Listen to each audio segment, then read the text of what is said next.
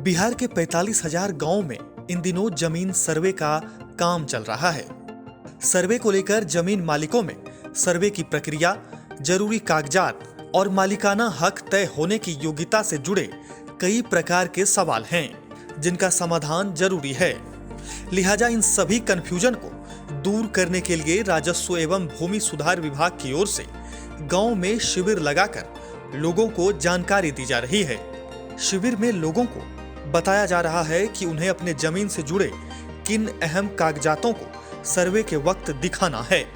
ऐसे में आज इस रिपोर्ट में हम आपको बताएंगे कि आखिर जमीन सर्वे को कैसे किया जा रहा है। बता दें कि बिहार सरकार अब सर्वे के जरिए जमीन के असली मालिक की तलाश कर उसे उसकी जमीन के बारे में जानकारी देगी। इसकी डिटेल सरकार के पास भी रहेगी, जिससे भविष्य में किसी तरह की विवाद की स्थिति नहीं होगी। राजस्व एवं भूमि सुधार विभाग के अपर मुख्य सचिव दीपक कुमार सिंह ने कहा है कि भूमि सर्वे शिविर वैसी जगह पर नहीं होनी चाहिए जहां लोगों को आने जाने में परेशानी हो।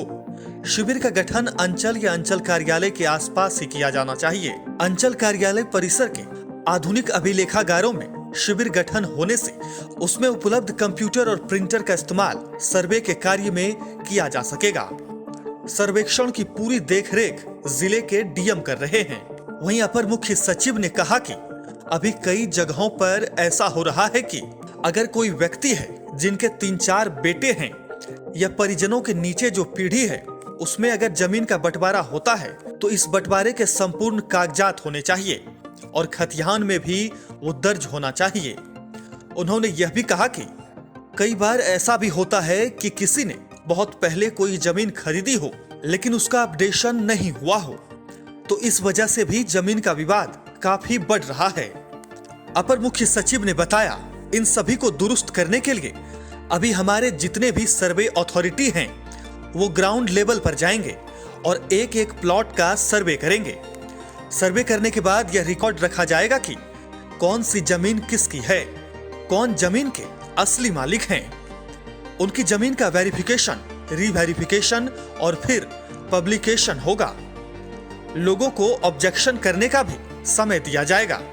हालांकि इस जटिल प्रक्रिया को होने में काफी समय लगने वाला है। वहीं सरकार का मानना है कि भूमि सर्वेक्षण के द्वारा जमीनी विवादों को कम करने, भूमि रिकॉर्ड्स का डिजिटलीकरण करने और सरकारी जमीन को कब्जे से मुक्त कराने में बड़ी मदद मिलेगी।